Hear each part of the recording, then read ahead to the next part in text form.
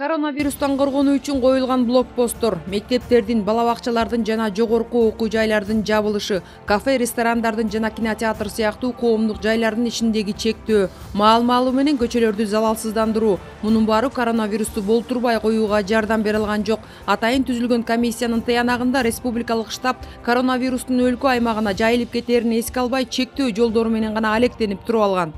Курчавалда деген оперативность аябай эле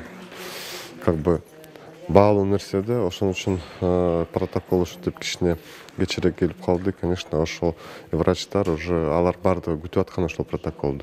Анын үстүнө биздин комиссия айтканда, еще протокол кеч чыккандан кийин еще список лекарственных средств деген ал деле кеч болуп калды.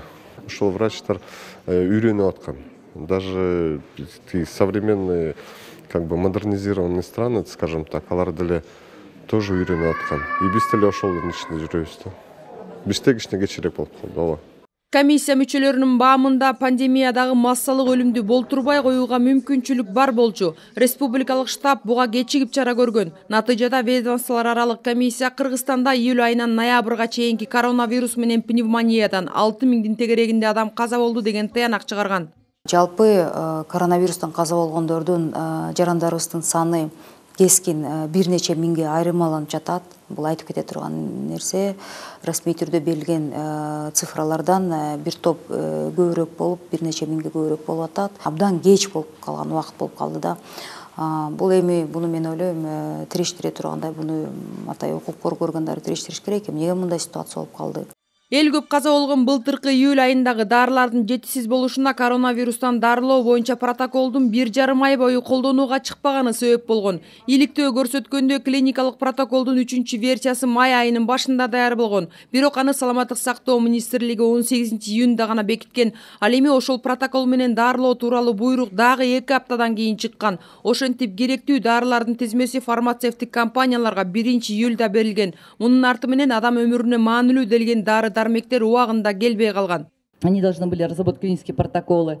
Биринчи жана экинчи протоколго ылайык бейтаптар вируска каршы илдеттер менен дарыланып турган. Ал эми 3-чү протоколдо ал дарылар алынып, ордуна кан суюлта турган дары-дармек киргизилген. Анткени дүйнө жүзү апрель айларында эле коронавирус канды коюлта турганын түшүнүп калган.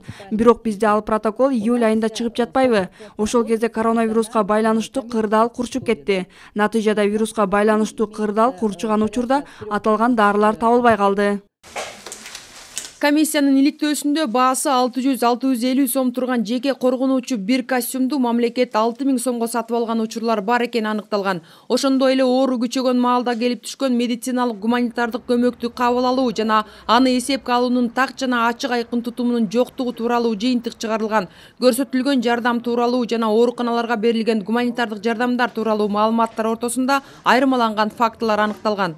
Расмий түрдө официалдуу келген гумпомощь боюнча, ошол гуманитар жардам боюнча изилдеп кеткенде көпчүлүк түрдө учетко анан баланста алынганын берилген гуманитар жардамдын ортосунда мындай абдан көп айырмаланып кеткен учурлар болуп атат. Кээ бир ооруканаларга келген гуманитардык жардам базарларда сатылган фактылар чыгып атат. Ошондой учурлар болуптур. Жумушчу комиссия топтогон маалыматтар пандемия маалындагы мамлекеттик органдардын шалаакы мамилеси тууралуу корутундуу документти Коопсуздук кеңешинин кароосуна киргизүү сунушталууда. Ал эми мекемелердин аракеттери боюнча 14 кылмыш иши козголуп, экономикалык кылмыштарга каршы күрөш боюнча мамлекеттик кызматы жана ички иштер министрлиги тергеп жатат.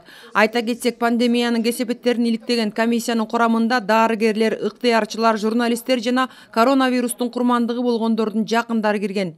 На сегодняшний день работы заведено.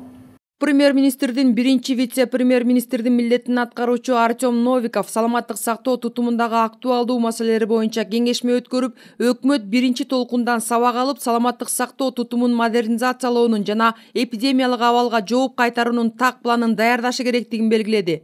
Медицинские работники, наши врачи. Биздин врачтар, волонтерлор дүйнөнүн бир дагы мамлекети COVID-19 даяр болбогондугуна карабастан, адамдардын өмүрүн сактап калууга болгон аракетин кылып жатты.